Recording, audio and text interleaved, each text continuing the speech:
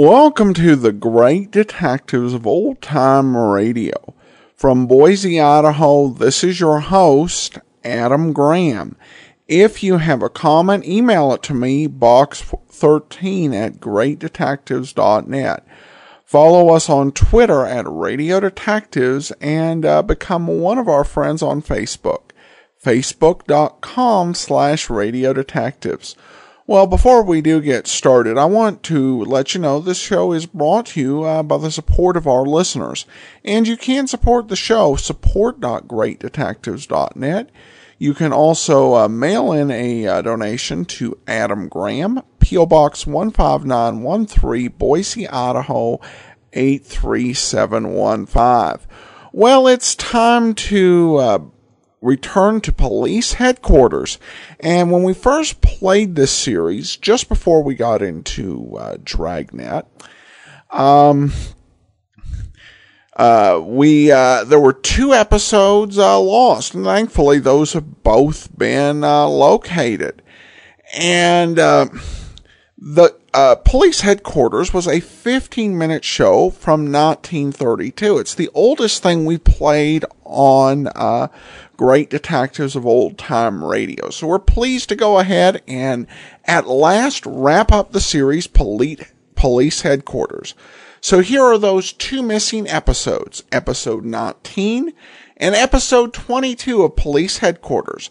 First up is $80,000 robbery, and followed by 2 officers disappear.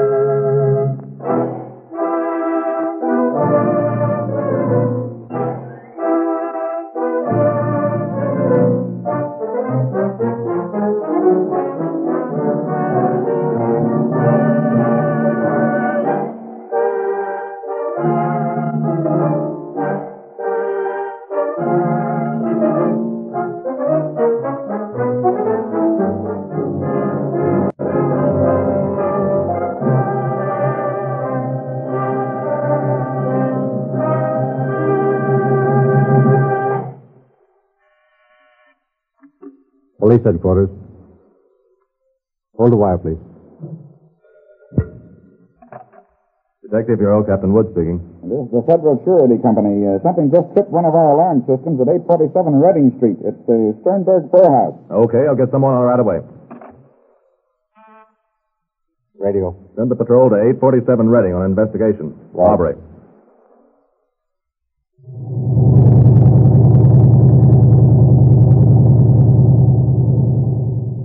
Calling car 45. Car 45. Investigate a robbery. 847 Reading. 847 Reading. Federal Surety man making the same call. Watch for him. That's all.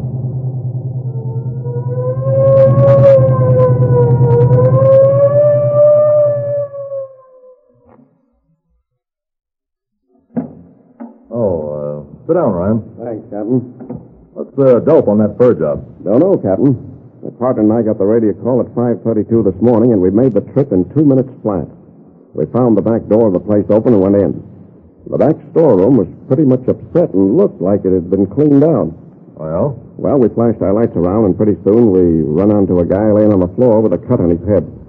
I ran through his pockets while the partner was calling for an ambulance and found out that he was Sternberg, the guy who owns the fur shop. Where is he now? Still in the general hospital, I reckon. He was out cold when they carted him away. Oh, Riley. Yes, sir. Get General Hospital on the wire and find out how this fellow Sternberg is getting along. Right. Go ahead, Ryan. Well, that's about all there is, sir. Except when the eggs cleaned the place out. A clerk named Andrews came in about 8 o'clock and said that the furs were worth $80,000. What time did you say you got the call? 5:32 this morning, sir. And you made it in 2 minutes? Yes, sir.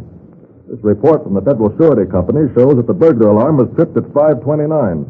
We had the call in the air 2 minutes later, and in 2 more minutes you boys were on the scene, yet you saw nothing of the robbers. That's right, sir. I guess they'd gone, Captain. You mean to tell me that a bunch of yeggs can break into a shop and steal $80,000 worth of furs and get away inside of 4 minutes? Well, nothing. It can't be done.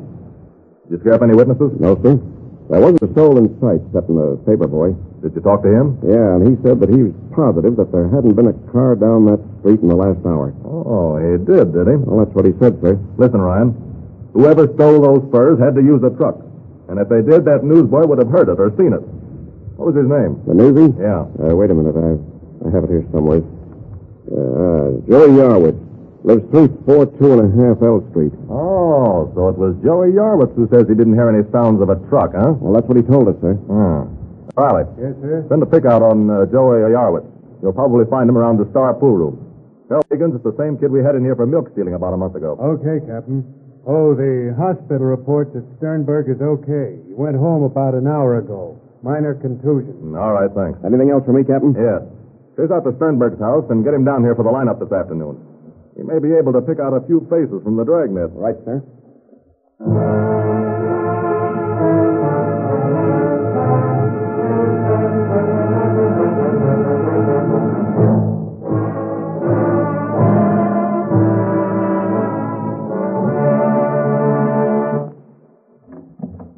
Here's Mr. Sternberg, the fur man, Captain. Oh, yes. Sit down, please. This officer here, Captain, told me you wanted to see me. Yes, in regard to the robbery. Oh, how's your head? It is better. Did you get a glimpse of the man who hit you? And in the storeroom, it was dark. I wonder if you'd mind explaining, Mr. Sternberg, how you happened to be in your shop at 5:30 in the morning. Oh, I come to the office down early. Yes, but do you always make it a custom to come down at 5:30 in the morning? And this morning I was taking the 6 o'clock train for Clinton to visit with my brother. I come to the office boy to get some papers for him to sign. I was in the office when in the storeroom I heard noises. I see. I walked quiet to the back and all of a sudden someone hit me and I knew nothing. The loss of your furs doesn't seem to bother you much. Why should it? From 2 years back I had them furs insured. Oh, I see. You're going to let the insurance company worry about it, huh? Jawohl. Did you hear any words spoken before you were hit? Well, some I would not remember. Or would you say the man who hit you was a small man or a large man? He was a big man. I see. Oh, Mr. Sternberg, when you entered your store at 5:30 this morning, did you see the newsboy on the corner? Yeah. Did you see anything of a truck? A truck? Nine. I see. Well, we're holding our regular weekly lineup in the auditorium in just a minute. I want you to step in and give the guys who parade by in front of the microphone the once over. If you see anyone or hear any voices that sound familiar, just let me know. But, Captain, mine head... We're only asking that you assist us in the recovery of your furs. Well, all right. Good. Now, if you'll just wait a minute, I'll see if they're... Oh, there it is. Yeah, they're ready in there now. I might tell you that we do all our work in the dark. Only the platform and the suspect is illuminated. Well, there are 180 of the city's finest detectives in here. Just make yourself at home. I'll be near the platform. Yeah, danke. All right, men. All right, men. Bring in the first prisoner, Antonio Romelli. Well, I see your little trip to the big house didn't do you much good, Tony. Here he is, men. Tony Romelli, age 38, record 3 terms in state prison. Assault with intent to kill, first-degree robbery, and auto theft. Now he comes back on a charge of robbery again. Waylaying drunks is his specialty. Take a good look at him. What about it, Tony? Such a dirty face. Nice fellow, see? A clean, upright citizen. Take him down. Next one, boys. Samuel Johnson, colored, has more trouble staying on the wagon than all the rest of the drunks in town. This makes his 15th arrest on a charge of drunkenness and disturbing the peace.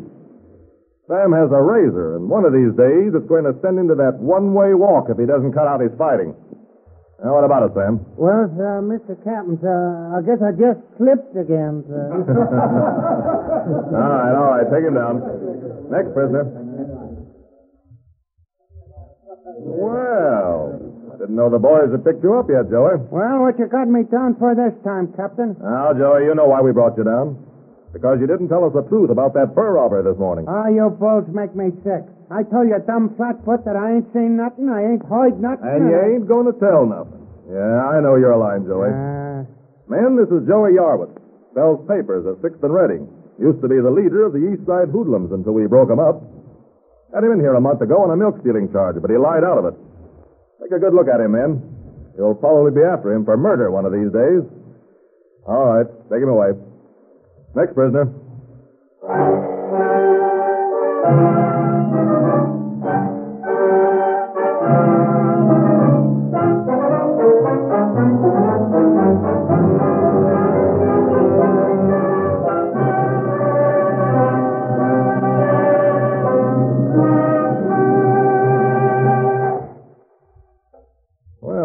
Sorry that you didn't see anyone who looked like the man who hit you, Mr. Sternberg.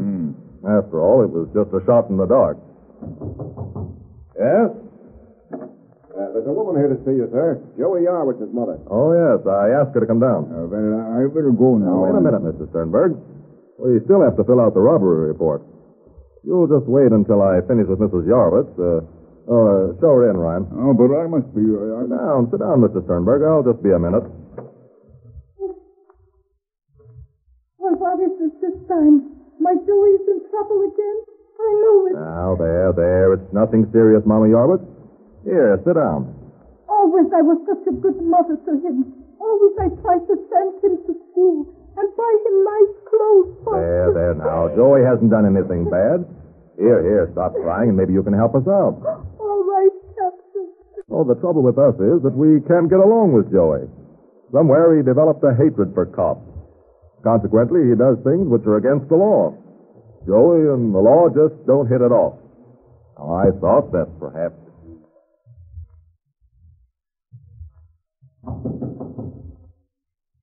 All right, bring him in. I'm sorry to keep you waiting, Mr. Sternberg, but I have a hunch that we might pick up a clue from Joey Yarwood if our plan works. All right, take your hands off me, you dumb flatfoot. I can walk alone. What do you want now, copper? I just wanted to have a little talk with you, Joey. Well, start talking and talk fast. I gotta get me papers at the Star at 4 o'clock. You're pretty tough, aren't you, Joey? What about it? Sure I'm tough. You gotta be nowadays. Yeah, I guess you're right, Joey. A fella has to be tough, doesn't he? Yeah, or he'll be getting a lousy end of the deal all the time. A fella doesn't have to be crooked, Joey. Oh, no? Your cops are crooked. Why shouldn't we be? I'll bet your mother doesn't know that you're crooked, Joey. You leave my old lady out of this. Just the same, I'll bet it'd break her heart to know that you're rolling drunks and stealing milk. You leave my mother out of this. I'll bet you've got a good mother, Joey. Someone who has worked hard to try to make a man out of you. She'd be awfully disappointed to know that you're growing up into a first-class hoodlum. What you don't know don't hurt her none. Besides, what do I care? She'll croak one of these You'll days. be sorry that you talk like this, Joey. All right, Mama Yarwood. You can come out from behind that screen. Oh, Joey, you cannot talk like this. Ma, I didn't. Why, dirty double-crossing copper. I'll get even with you. Bring my ma down here, will you? Let her know about me, will you? I'll show you. Oh, please. I'm sorry, Joey. You asked for it. He's not hurt, Mama Yarwood. Joey, my little Joey. Here, let Mama wipe your face. I'm sorry, Joey. That's all right, Captain. I've been pretty much of a fool, I guess. Oh, Joey. Don't cry, Ma. I'll straighten up. Honest, I will. Honest, Ma. I'll make good. Won't I, Captain? Yes. You'll make good, Joey. And the way to start is to tell us just what you saw at Mr. Sternberg's fur house this morning. Excuse me, Captain. I just think a minute, Mr. Sternberg. This may be something for us to work on. Go ahead, Joey. You'll tell us, won't you? You're darn tootin', I'll tell you. There's the guy you want. Sternberg. Him and his brother came in a truck this morning and carted the whole load away. He's planning to collect the insurance on them furs. But that's a lie. Oh, it is it? He gave me $10 to keep an eye out for the cops, but I give it back to you, see? There. That sock on the jaw from Captain Woods was worth more to me than all the lousy dough you could give me. Come on, Ma. Police headquarters. I'm sorry he's busy. Now, when such a thing happens to one officer, Inspector Bromley, some personal reason might account for it. But when two officers disappear one after the other on the same detail, well, I say something must be done. I agree with you wholeheartedly, Commissioner. When Detective Aiken disappeared on that assignment to pick up Joe Mulgall last night, I felt that he might have some personal reason for not calling in. But when Detective Sergeant Gregory failed to call in this morning on the same assignment, I knew that something was wrong. And here it is more than 12 hours later, and we've heard nothing from either man. Yeah. I have the entire personnel of the department searching for them right now. Tell me, Inspector Bromley, was this Mulgall arrest anything more than the usual assignment? Well, yes. You've read about Blackie Peters. Yes. Your men arrested him for participation in a gangland murder, didn't they? Right. Day before yesterday. And he's still in jail? Yes, Judge Blake refused bond this morning. Where does this Mulgall arrest come into the picture? Well, Joe Mulgall was Blackie Peters' right-hand man. He's wanted on the same charge. I see. I'm afraid you don't see all of it, though, Commissioner. No? No. Both of these men are gunmen, rodmen in the vernacular of the underworld for Big Steve Maloney. Maloney? Yep. The same man who came near being elected councilman last year due to his gang influence. But Maloney... I know. You think that the only reason we're after Steve Maloney is a violation of the state law against gambling houses. Yes? Well, it isn't. Steve Maloney is the head of the greatest criminal ring this state has ever known. And you think that Maloney may know something about the disappearance of Aiken and Gregory, I certainly do. Now, let me get this straight, Inspector Bromley. We have a notorious gunman in jail, Blackie Peters. That's right. We're looking for another member of the gang on a murder charge, Joe Mulgall. Yep.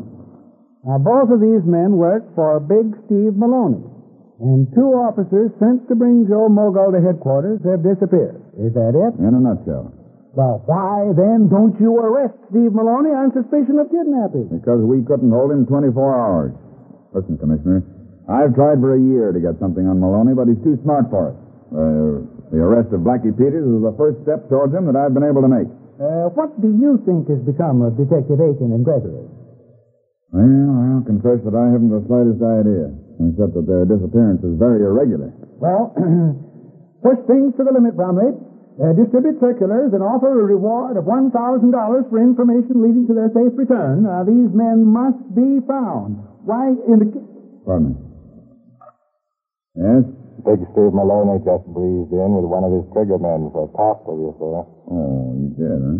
Well, ask him to wait. Anything new? Might be. Big Steve Maloney and one of his hired killers just came in to see me. What? Can you imagine the crust of that guy coming right into police headquarters? Hey, you don't think that he's going to... No. Steve Maloney's too smart for anything like that. He wouldn't try to deliver Blackie Peters with an army. Oh, you're leaving, Commissioner? Yes. Well, that is...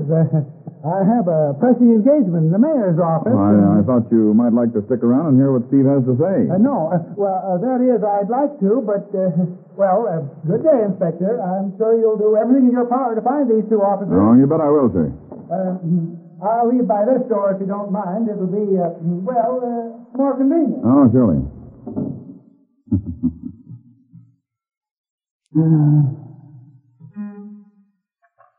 Yes? Maloney says he's in a hurry, Inspector. Yeah, send him in. Yes, sir.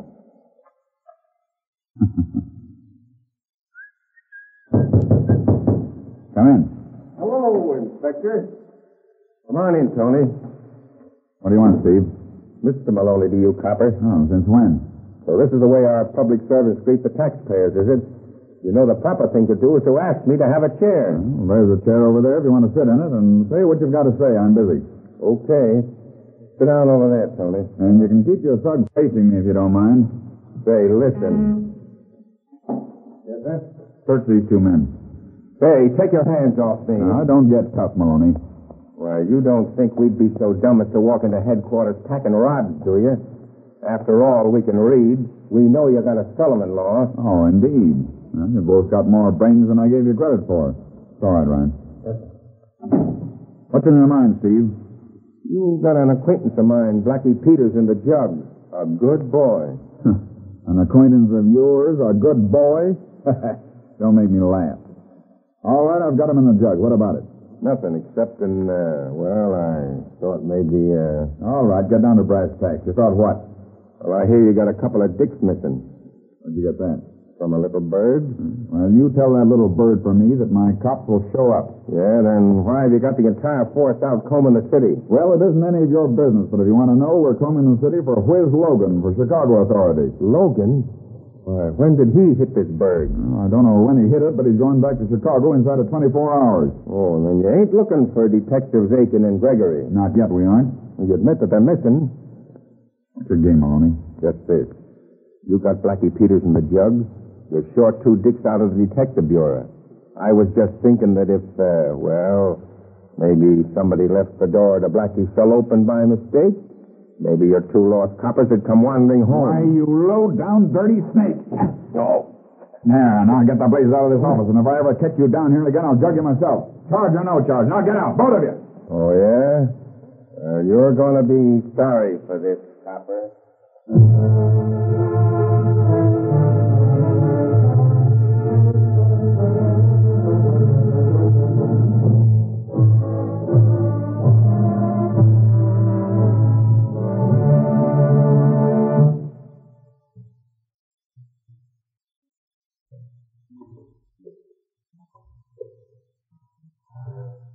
What now?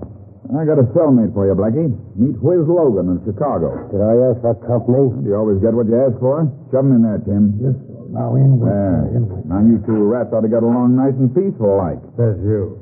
You got a lot in common. Lock 'em up tight, Tim. It's the prize catch of the year having these 2 yeggs in the same cell. And to the right, yeah, sir. All right, come along and I'll buy you a cigar. Yes, sir. Do you think Blackie knows he's due to be sprung? He does that, sir. That's Steve Maloney. He was talking to him today. All right. Now, when the thing comes off, we don't want any violence. Just unlock the cell door and walk away from it like Maloney instructed you to. That's right, yeah, sir. Only I can't see why you told me to take that bribe and let Blackie Peters escape, sir. Leave that end of it to me. Are you certain, sir? I am not going to get into a jam over this. No, of course not. You're acting under orders of your superior officer. Now, as soon as you unlock the cell door, you'd better fade out of the picture for a few days. I don't want to see anything happen to you. Just like you say, sir.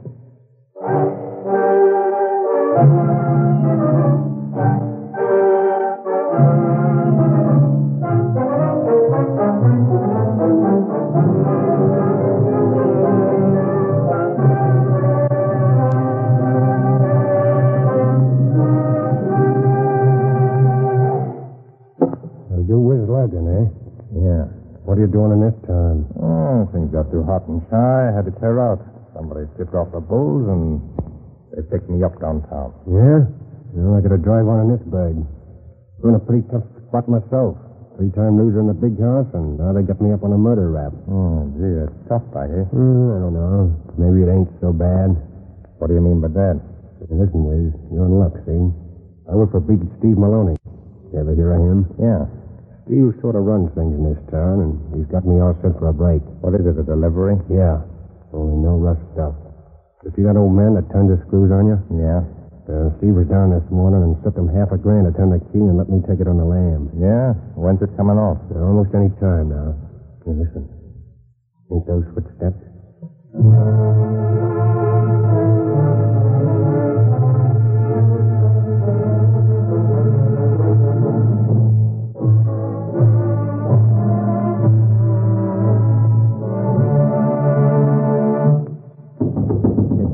Boss, open up. Work like a charm, boss.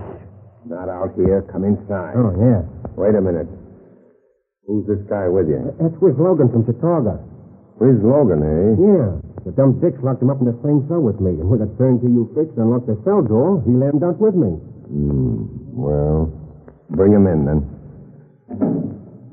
What have they got you for, Logan? Job inside. Believe me, I was lucky when they stuck me in a cell with Blackie. I didn't know there was a break on until Blackie spilled the dope. Yeah, well, you tell your boss it'll cost him $5,000 for delivering you. You'll pay it. And you'll see that he does. Well, how did it work, Blackie? Like a charm, boss. Right after chow time, the turnkey slips in and turns the lock, see? We waited 2 minutes, like you said, and then beat it right down the back stairway to where the boys was waiting with the car. That guard sure had the way clear for us. Good. I was afraid of that old man. Well, we got to get you out of town. I have a plane leaving the airport in 20 minutes. It will land you in Canada. After that, it'll be up to you to keep out of trouble until this blows over. Well, you can count on me, boss. Here's $1,000. That's all you'll get. Thanks. How about it, Logan? You want to take the same plane? Well, I don't know. What time is it? Pull that shade down, you fool. Cops might have a stakeout on this joint. Sorry, Maloney. I just wanted to see the clock across the street. Well, you'd better take the plane with Blackie. I don't want the law to catch me harboring any wanted men. Just as you say. Say, boss, what you gonna do about them 2 dicks the boys picked up? Don't know yet. Where you got them? They're tied up in the waterfront hangout, near the old pier. Better chuck them in the river, boss. I was thinking of that, but, well, get your clothes changed and get out of here, and don't come back until I wire you that everything is blown over. Hey. Here's a rod, Blackie. You want one, Logan? Yeah. Well, there you go. Both of you loaded to the hilt. Thanks. Now put him up, you dumb yank. Say, what's that? Make a move. Good work, Aiken. We rushed the joint as soon as I saw the SIG go up. Cuff them together, boys. Drop that gun, Steve. Where you're going, they're not allowed. Hey, what is this? I know. You've been framed. Well, you're right. And this time you're wearing a frame that'll send you to the chair. You've got a promotion for this, Aiken. Aiken? Well, what did you call this guy? Aiken. Bill Aiken. Brother of the Aiken you guys have got tied up in the warehouse. Aiken, and he ain't Whiz Logan of Chi? Yeah. That's right, sweetheart. As far as we know, Whiz Logan is still leading the Chicago boys a merry chase. Come on, Aiken. Let's raid that waterfront hangout and pick up our boys and nab the rest of this mob.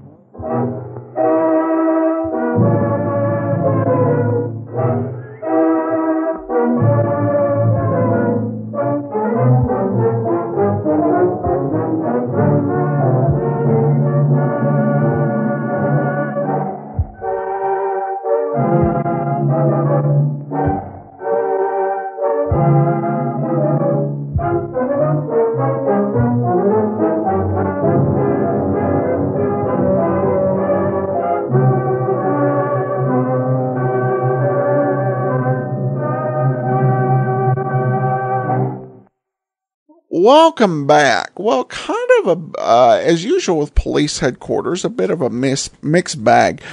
Particularly in the first story, I thought that the sound was actually pretty good, some of the effects for 1932. And it was interesting to see a lineup, though, the way that they portrayed it in 1932. Versus the way that it was portrayed in 1952. Though I did think that the ending part was a bit, well, over the top. And some of the dialects, too. But it was 1930s radio and pretty enjoyable for the time, so I hope that you enjoyed it. And coming up next week, we're going to be listening to Ellery Queen. And of course, tomorrow, it's the adventures of Philip Marlowe. In the meantime, I do encourage you to send your comments to box13@greatdetectives.net. Follow us on Twitter @Radio Detectives and become one of our friends on Facebook.